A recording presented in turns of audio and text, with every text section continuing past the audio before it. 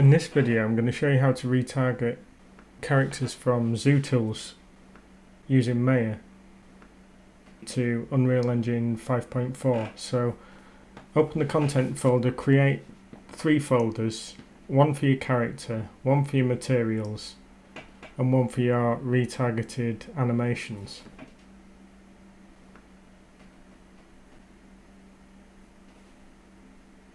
Import your FBX character, close that, delete the standard material that is imported on the FBX.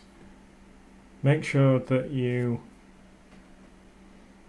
install the plugin for Substance materials if you're using Substance. Double click on the character, select the name of the material, apply, save and close. Then you've got the character set up, you've got the materials there, and then you need the retargeted animations. So if you go into mannequins, animations, right click, retarget animations. So then we select the character that we've just brought in the FBX. We select ABP Mani, then export animations. Select the folder for retarget and then a prefix. I'm just putting mine as LM_retarget, then you know which one it is. Then export. Export again. You've got all the exported animations there. Then go to the blueprint, double click on it. Change the anim class to the name of your imported animations, which is that one there.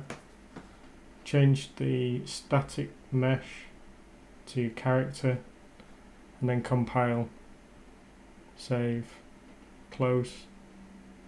Then if we hit play, we've got the character running around, but there's a fault when it jumps. You'll see it. So we can fix that now. So go on to the blueprint, Mani.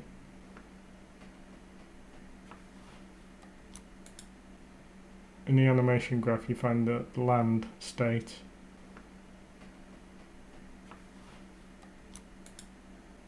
Then hit the Alt on both sides so that you can disconnect it.